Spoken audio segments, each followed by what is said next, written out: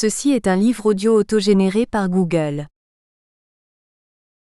Du même auteur. Cantique pour femmes. Poème.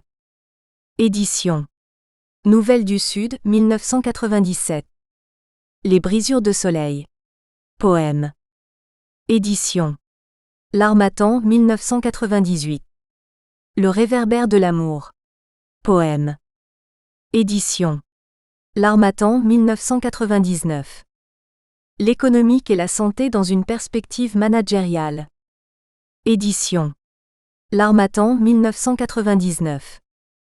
Les décisions sous contrainte. En collaboration. Presse universitaire de Caen 2003. La mer retournée, poétique du politique verbe. Poème. Édition. L'Harmattan 2004. Au crépuscule du matin. Ces chemins d'une rêverie poétique. Poème. Édition. L'Harmattan 2008. Épithalame, la danse des soleils ressuscités. Poème. Édition. L'Harmattan 2008. Cet homme de cœur mon père. Editions Saint-Donné Impact 2008. Ces enfants hors d'haleine reclus dans l'éternité de la nuit, ceux de tous les exils sans trêve, sans amour. Poème. Apparaître 2009. Le roman anthropologique. Apparaître 2009. À Barack Obama. Pour un commun vouloir de vie commune, tout en oubliant leur querelle sous le baobab. Président LS Senghor. À mon frère et ami Hassan Bey. Le mythe ne nie pas les choses, sa fonction est au contraire d'en parler, simplement il les purifie, les innocente, les fonde en nature et en éternité. Il leur donne une clarté qui n'est pas celle de l'explication mais du constat. Althusser. Avant-propos. L'idéologie plurielle de la barbarie humaine pernicieuse et contagieuse est l'idée force de cet essai. Des idéologies de l'inhumanité sont courantes dans nos sociétés dites modernes. L'organisation politique, économique, sociale des sociétés à quelque échelon que ce soit, faillit dangereusement. Les formes d'expression de ces idéologies ont évolué insidieusement par endroits, notamment là où elles avaient connu une régression certaine. Elles demeurent nuisibles dans tous les champs de l'existence au quotidien, et de par leur impact, dans nos villes elles constituent sous couvert de civilité trompeusement apparente, des armes invisibles de destruction massive. Et de fait les sociétés sont sous effet de ce qu'il convient d'appeler une guillotine sociale. Autrement dit, c'est toute chose qui est nuisible aux libertés individuelles, aux droits de l'homme et qui potentiellement ou réellement serait un frein à la promotion du bien-être, voire un accélérateur de son déclin. Ceci touche tant le développement individuel que celui collectif et dans tous les espaces possibles, social, économique, culturel, politique, etc. En cela, ces idéologies par leur récurrence subie par une très large partie de nos contemporains, des consciences jusqu'alors tues s'expriment dans des revendications de plus en plus radicales. Celles-ci ont tout un seul dénominateur. La politique qui traduirait un choix de société, choix auquel adhère une majorité. Par le jeu de subtiles communications politiques, ce choix peut même être imposé par le décideur. Ce dernier, en général, c'est l'homme tout court, dans son état instinctif de surcroît animé d'un égoïsme, ceci de la manière la plus sourdine à celle la plus manifeste sous prétexte d'un quelconque pouvoir qu'il détiendrait. C'est depuis les personnages du pouvoir jusqu'à la gardienne d'immeuble, qui manipulerait les relations intervoisins pour des faveurs, étrennes et autres en passant par le citoyen lambda enflé d'orgueil, dis-je du mal-vivre. Ce pouvoir supposé pour la plupart, corrompt la raison d'un bon nombre d'entre nous. C'est ainsi que certains entrent en mégalomanie et deviennent des êtres, qui dans l'absolu, sont de réflexes primaires et d'émotions négatives au lieu de réflexion ou de pensée équitable. Le pouvoir ou supposé pouvoir institutionnel ou non, dont ils se réclament sur le terrain politique ou social ou professionnel ou civil, etc., est supposé à un moment accepté ou récusé, est le plus souvent l'expression d'une faillite d'esprit, une nette fuite en avant par diversion face à l'adversité. La confrontation n'étant pas de mise par absence de hauteur d'esprit, la dissimulation des faiblesses dans les rapports interpersonnels est amortie par l'interface que joue tout type de valet et larbin dissimulés çà et là. La règle d'or au quotidien est le diktat, sous quelque forme que ce soit. En arrière-plan se décline une anthropologie citadine au cœur même de l'Europe.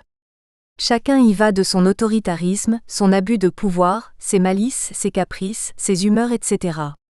C'est le renouveau de ce que décrivait Félicité Lamennais en 1829, à savoir l'ère du joug de l'homme, l'imposition du pouvoir purement humain relevant que de l'individu lui seul, au gré de sa volonté faisant fi de toute règle. Le bazar humain, une jungle somme toute, notamment en ces périodes calamiteuses bouillonne de menaces, agressivité, violence, viol et forcément de méfiance réciproque ou non et contre-attaque. Ces pratiques ont eu raison de l'humanité. Le tissu social se désintègre, le lien se distend, les crises d'identité, hommes, femmes, chômeurs séparés s'amplifient. Et des humains ont raison ou pas, entamer la déqualification de tout pouvoir abusif par des contestations latentes en augmentation continue, puis des conflits ouverts de plus en plus permanents. Tout exercice abusif du pouvoir est subordonné au degré de vigilance des citoyens par rapport aux enjeux du moment, tels qu'ils le perçoivent. Longtemps la vigilance a baissé de garde, englué dans la consommation-communication effrénée, l'homme pour la plupart a concédé son pouvoir.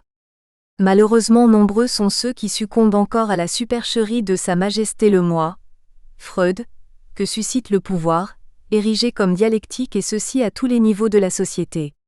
L'on connaît l'âne vêtu de la peau du lion, et d'autres de Jean de La Fontaine, qu'incarnent un certains citoyens en despotes des villes, au travail, partout où ils passent. Pour qui connaît bien les œuvres de La Fontaine, point de secret pour décrypter sur le trottoir, au coin de la rue, dans les cours basse-cour, etc., des scènes informelles de fables.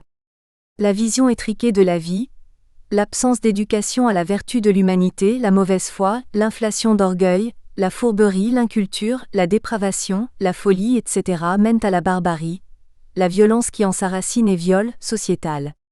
La société est réduite à une vue extrémiste des intérêts strictement individuels, et ce au fil des décennies dans les domaines aussi variés que multiples. La politique, l'économie, la religion, le social bien plus qu'on ne le croit, et d'autres encore. La culture de l'égoïsme qui s'y développe est l'un des pires terreaux de l'instinct de peur, à commencer par la peur de soi puis de l'autre incarnée dans des mises en scène comme prélude à son éventuel bannissement. D'autre part, l'effacement de la passion de l'amour au profit de l'amour profane promu très librement sur la base du seul réflexe de plaisir dont la satisfaction passe par l'argent, les armes matérielles et immatérielles, aussi le sexe, aux incidences diverses, viol, pédophilie, l'attrait pour le goût du cynisme, de l'extermination, de l'effritement de la culture de la paix. Ce qui par conséquent lubrifie les rouages de la mécanique de production d'une société en mal d'éthique, à savoir une société en désarroi patent. La sagesse puis la raison de l'égale dignité, que je conçois comme productrice de la paix à l'âme, sont de plus en plus absentes, notamment dans les relations interpersonnelles. C'est un luxe que de vivre la paix à l'âme dans un monde de compétition malsaine, de mystification et de promotion de la peur. Le superflu, la démagogie, le sens aigu de l'intérêt individuel condamnent un grand nombre d'entre nous à ne pas y parvenir, alors même que la conviction humaine de soi, à savoir l'amour de soi trempé d'humilité et de volontarisme qui induit le même ressenti pour l'autre, peut à la longue déteindre sur l'autre. Hélas, cette conviction humaine fait grandement défaut, ce qui contribue au bug social. Et c'est un fléau majeur de la modernité, cette absence de conviction humaine au profit du goût pour la guerre larvée ou non, ceci pour soi-disant préserver son pain, son existence, autrement penser sa psychose de n'être pas doté d'un moi idéalisé.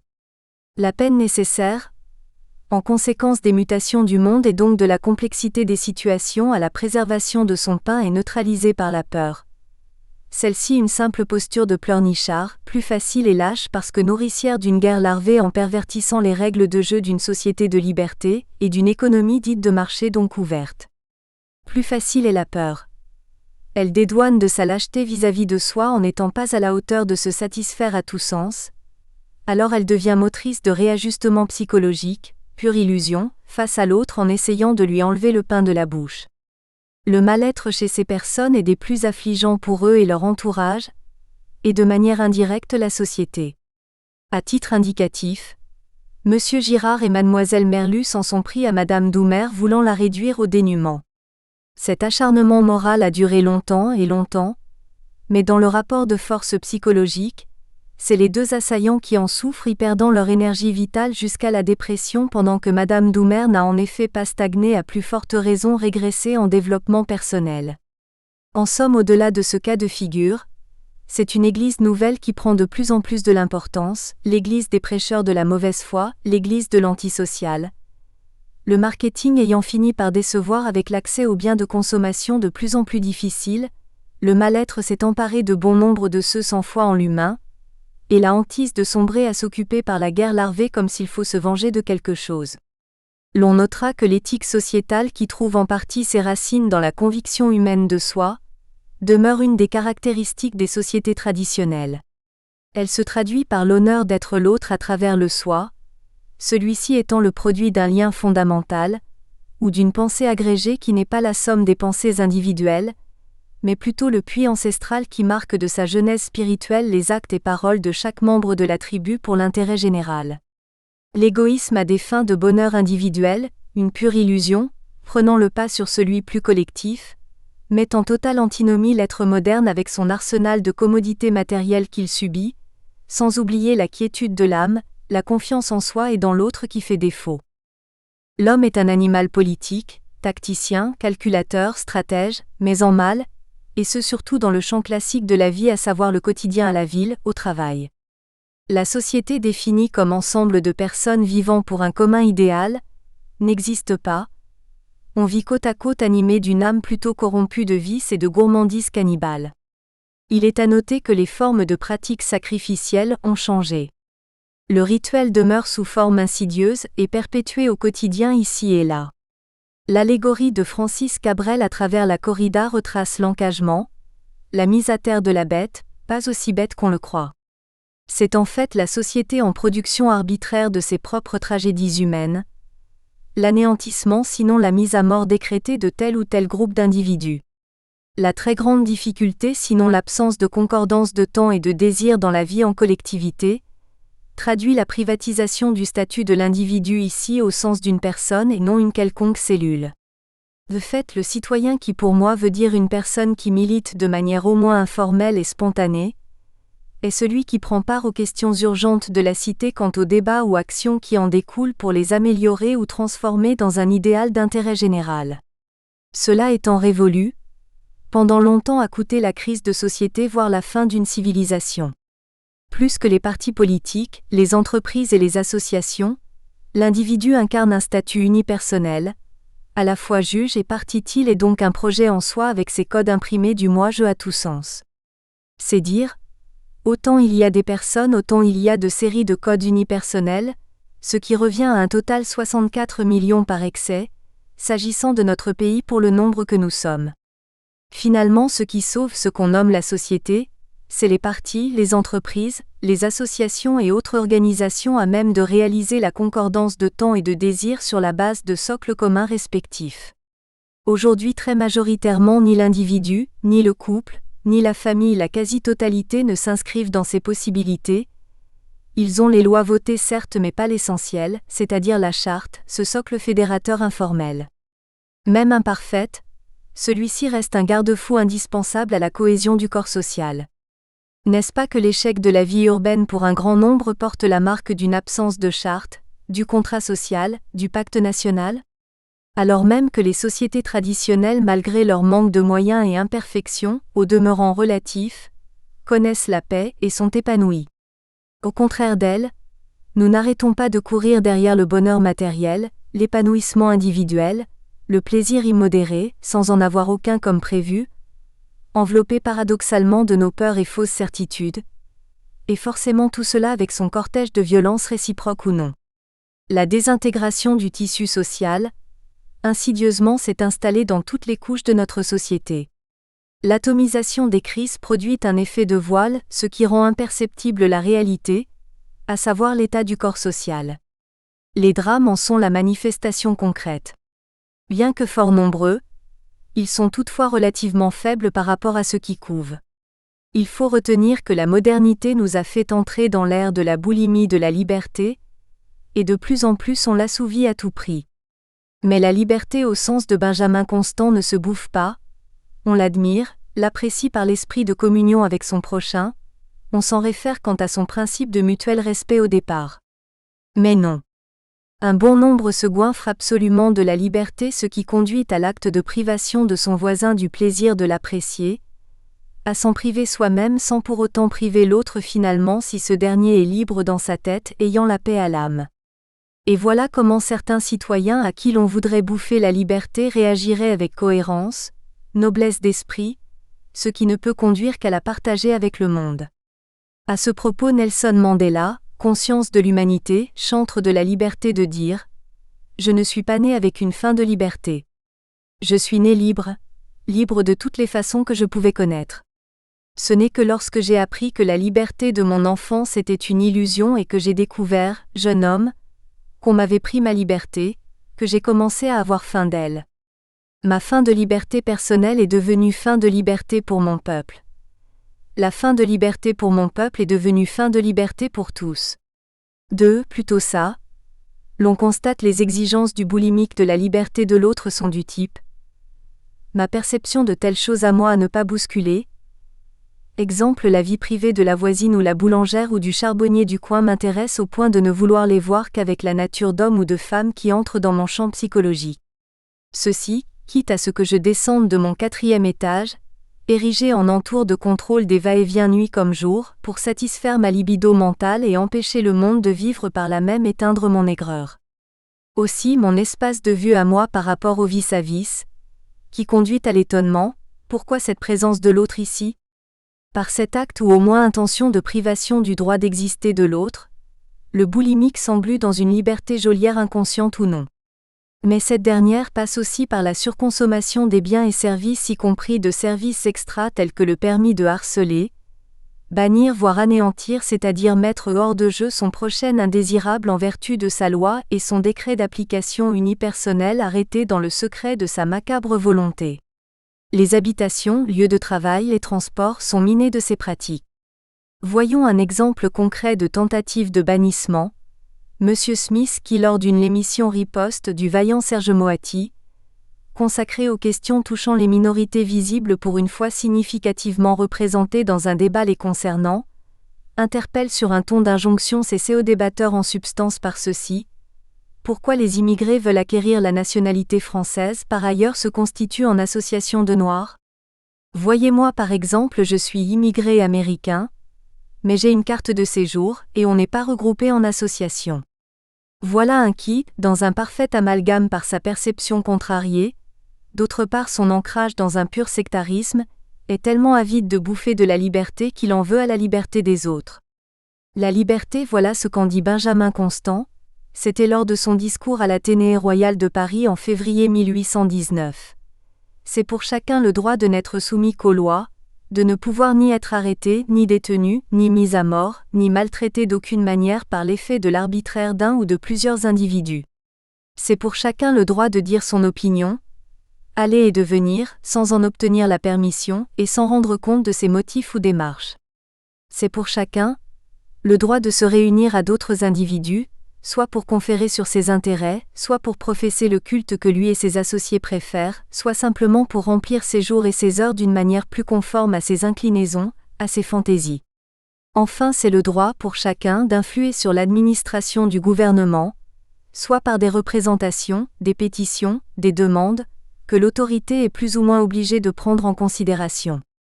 Au fil des minutes, monsieur en question s'appliqua assidûment à ce jeu de diversion, d'autant plus squatté par la présence de ces derniers, dérangeant pour lui. Ceux-ci appréciaient plutôt la sienne, parlant dans le respect et donc lui reconnaissaient sa liberté, même celle les affrontait. Les traits psychologiques d'un bord à l'autre étaient si différents que d'évidence on voyait qui n'a pas sa place sur le plateau tant par moments, des propos au parfum fasciste fusaient. Enfin tout de même, pour précision, monsieur ignore que personne dans ces populations qu'il cible ne revendique ni d'être français ni de ne pas l'être. Simplement leur liberté ils ne peuvent la voir escamotée, et ce de tout temps. L'histoire peut-être lui échappe. L'on connaît son acharnement plutôt défoulement en écriture de mise à terre pour piétinement de l'Afrique et sa diaspora. Exprimer une telle négrophobie comme certains sur lesquels je m'étendrai, et dont les propos sont du même ordre, est la caractéristique totale d'une âme lugubre. C'est là tout cracher le profil psychologique des personnages qui peuvent aussi soutenir l'idée de l'infériorité de la femme. Je reviendrai sur ce rapprochement. Au juste, n'y aurait-il pas dans les propos un air de nostalgie de l'époque du Ku Klux Klan ? Dis-je un embryon du projet de Mein Kampf. Enfin. À cause de ce genre d'individu, l'Afro-américaine prix Nobel de littérature Toni Morrison eut raison de dire qu'ils, les Occidentaux, ne nous veulent tous que morts. Et tous s'ils nous veulent vivants. 3.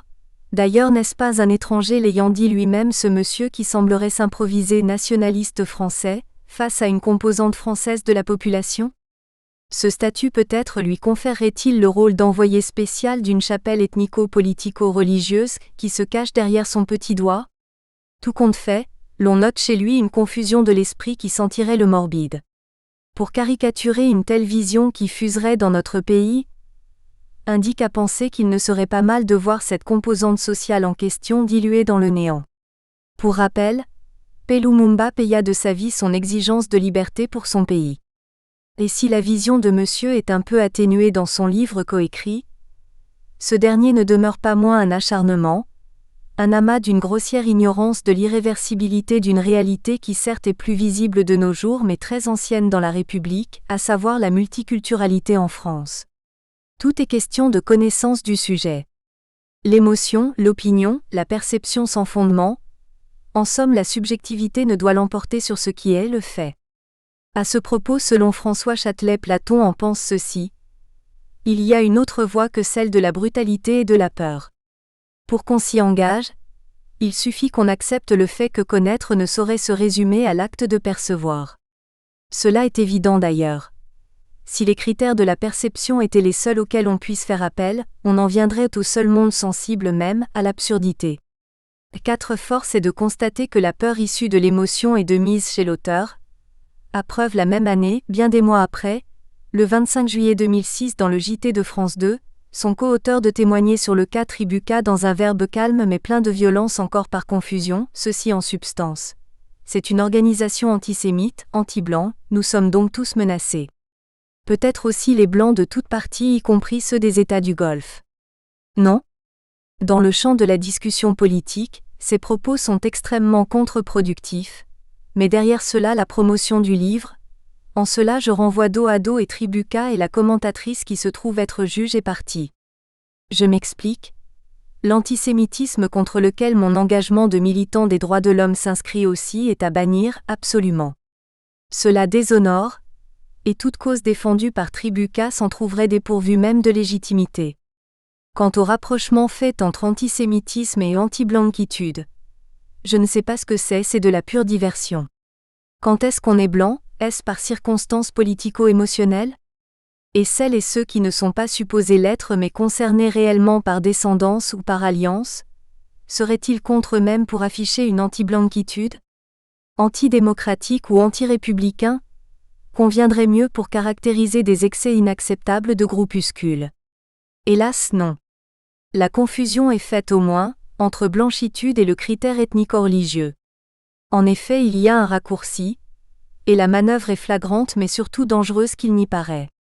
Car une telle situation complexe conduite par une lecture simpliste comme cela est opéré par les auteurs, et assortie indubitablement d'une résolution mécanique, brutale et perverse donc par nature inadéquate, ne peut donc que mettre le feu aux poudres.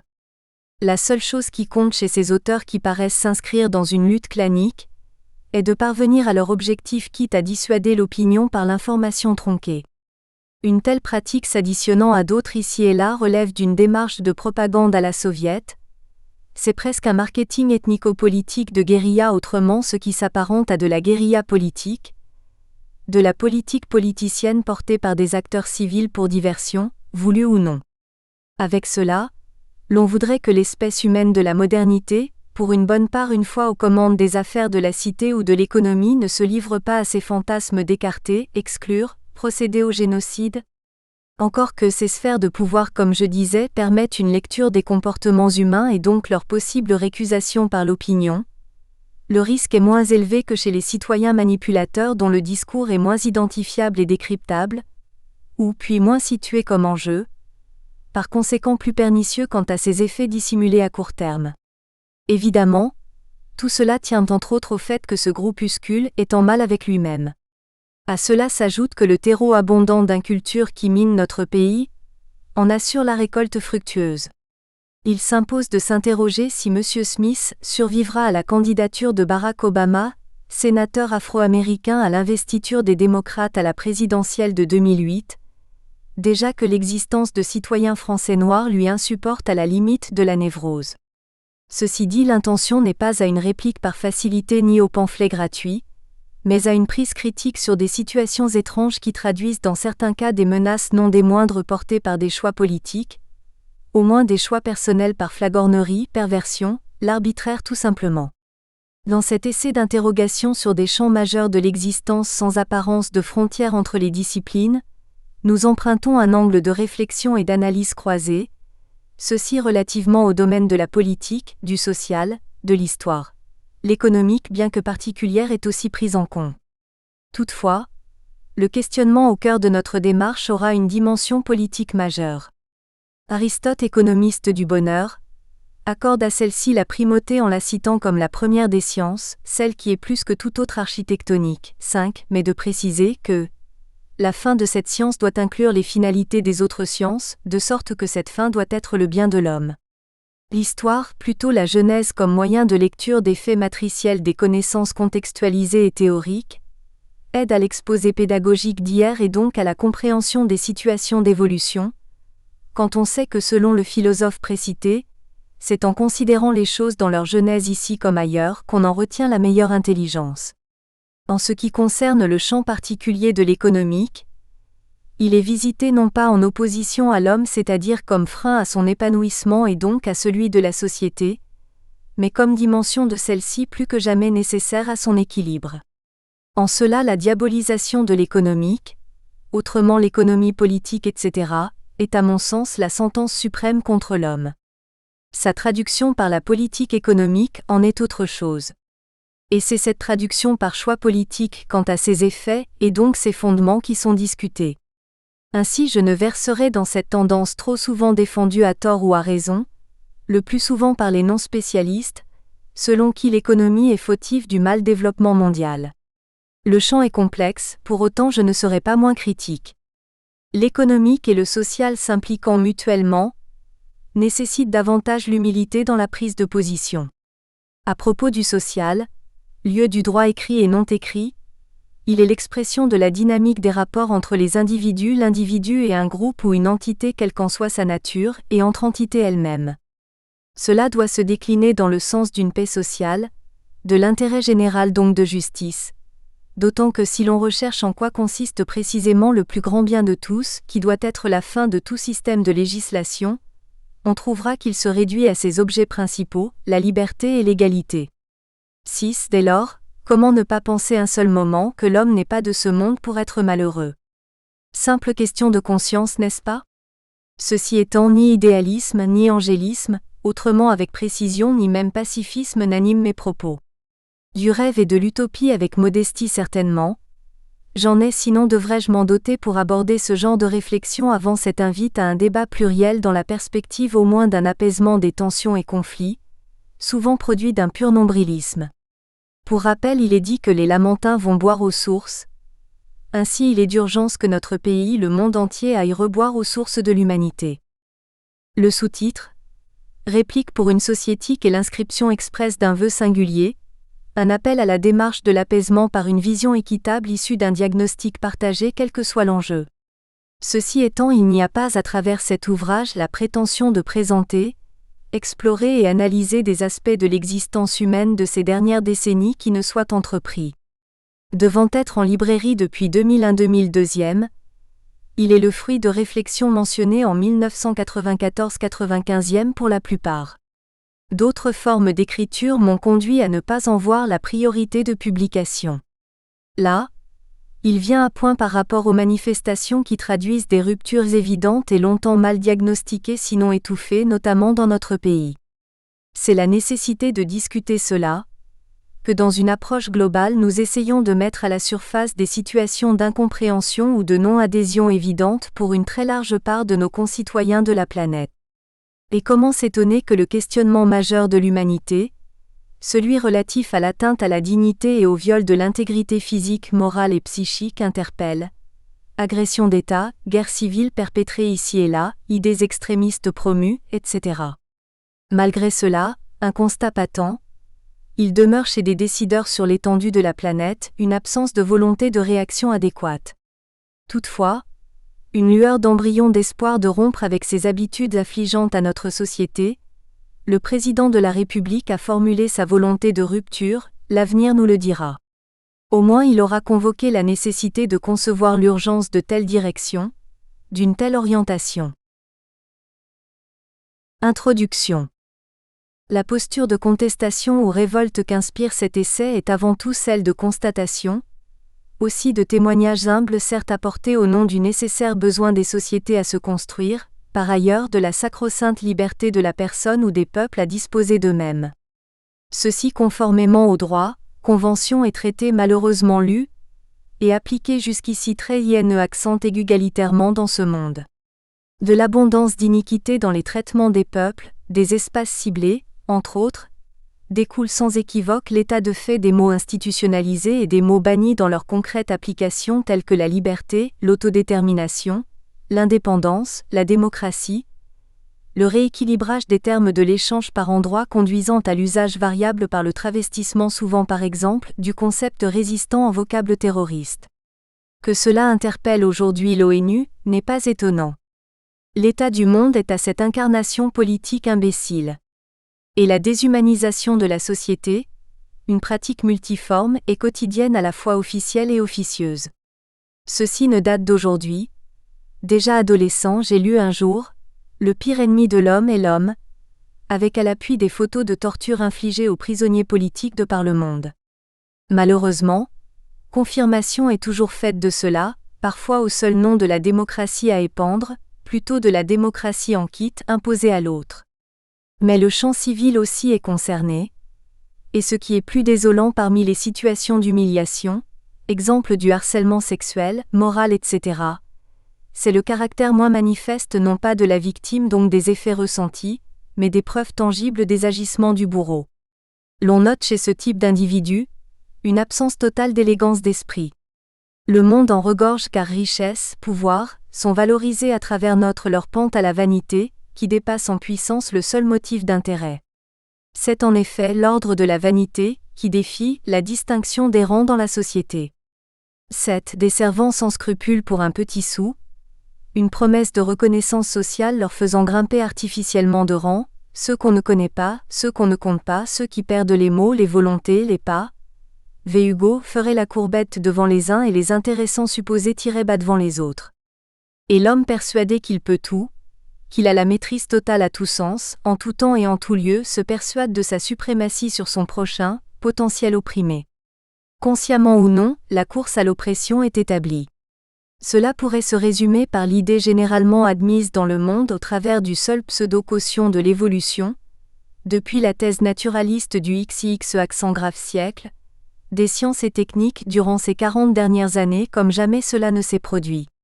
À la limite n'étant pas dépourvu de prétentions divines, le clonage pour exemple, sans exagérer l'homme ne mijoterait-il pas l'idée de faire lever et coucher le soleil à l'endroit et au moment qu'il déciderait. Cette limite indiscutable il ne la poserait pas en débat, car point n'est infiniment, plus petit que le moi, le cosmos en témoin car rien n'est subtilement plus éphémère que l'être, le temps en témoin. 8. Le monde moderne est assis dans un fauteuil envoûtant avec l'arrogance qui est la sienne de se draper des fausses certitudes, ce qui décrypte et donne. Le puissant incarne la crainte et demeure, le petit n'a qu'à se tenir à sa place. La messe est dite en un mot. L'humilité est battue en brèche, l'humanité éclaboussée, l'honnêteté intégrité dissoute, l'humour, le savoir et la science à bon escient révoqués. L'intelligence, l'équité, la parole aux citoyens, la confrontation d'idées sont reléguées au tout dernier rang et mises en faillite pour risque de discréditer la mise en scène du scénario de la modernité portée par la trilogie fameuse à savoir, l'inhumanité, l'inculture, la misère morale avec le mot d'ordre, silence on détourne la réflexion des populations. Et vive la diversion par tous les moyens. La thérapie par l'assise politique de la culture de pleurnichement des non-avertis et ceux de mauvaise foi, Aussi la promotion du fantasme d'une société communautaire fondée dorénavant sur la tentative de menace du prochain pour bannissement voire extermination. Nous espérons que vous avez apprécié cet aperçu. Pour continuer à écouter ce livre audio sur Google Play Livres, utilisez le lien dans la description de la vidéo.